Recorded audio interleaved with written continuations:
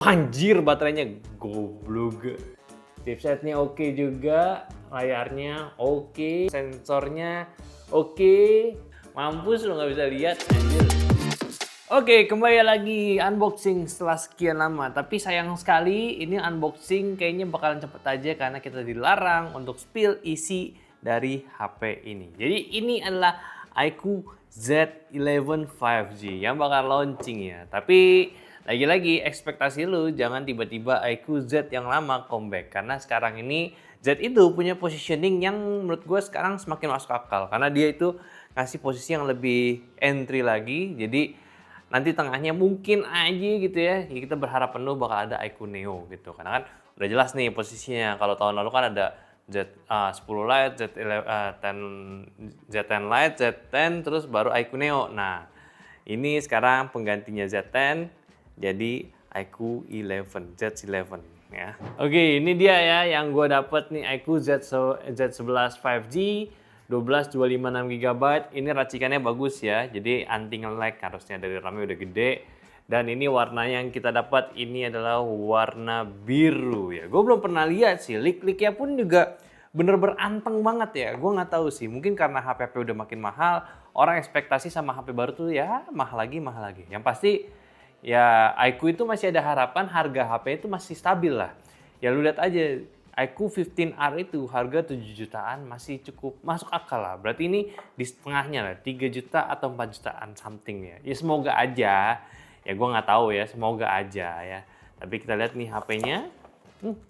Gue pikir desainnya agak bakalan mirip sama Vivo Z ataupun yang Vivo Z lagi T sama yang V series ya. Ini casingnya. Chargernya dia dapat flash charge di 90 watt. Ini super kenceng. Jadi ya udah no worries soal charging dan baterai. Lagi-lagi iQOO dengan Bluefold-nya.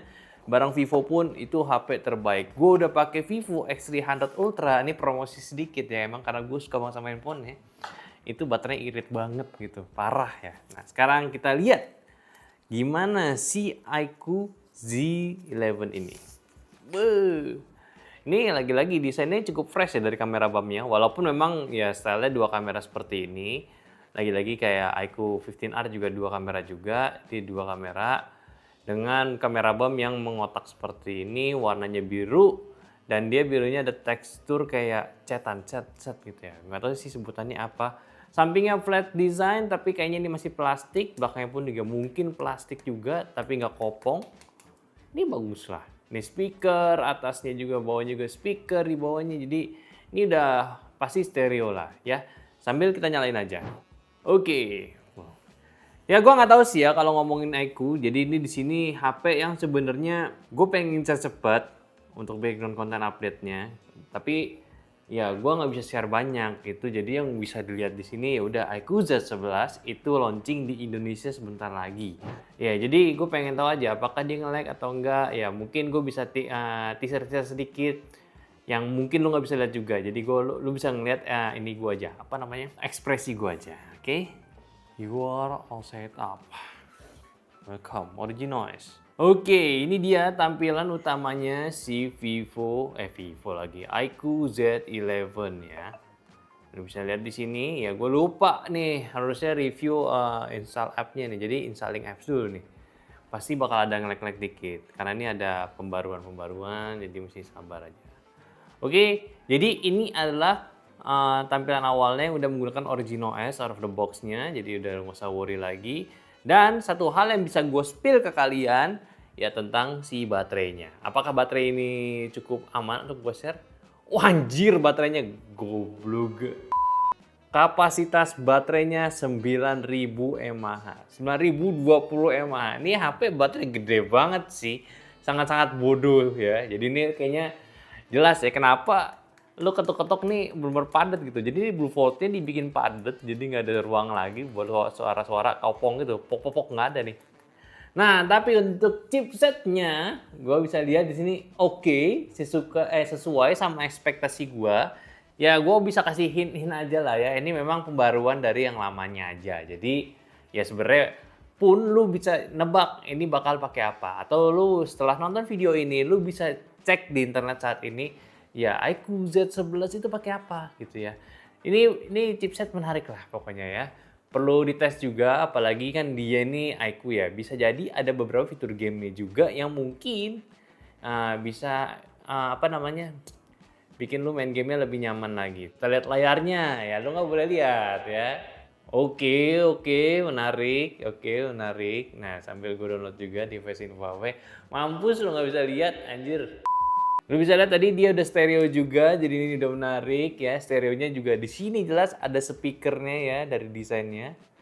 Ya harusnya sih punya kualitas suara yang oke. Kalau kamera di sini ada 2, berarti lu bisa expect aja. Ini expect aja ya, nggak mungkin tele ya pastikan. Kalau 2 tuh kerajikan antara main dan ultrawide, atau ya sial-sialnya ya pakai kamera gimmick ya. Storage-nya oke. Nah ini nggak ada jebakan, belum ada jebakan. Oke. Chipsetnya oke juga. Layarnya oke ya, ini standar, udah standar yang oke, nggak ada jebakan-jebakan aneh-aneh ya. Terus juga kameranya belum, baterainya tadi gede 9000 mAh juga, ini udah no worry lagi. Sensornya oke, aplikasinya oke. Oh iya, ini HP sebenarnya udah aman sekali lah. Kalau kamera, gue pengen tahu. Oke, menarik. Lagi-lagi nih kalau ada campur tangan Vivo nih harusnya bagus ya.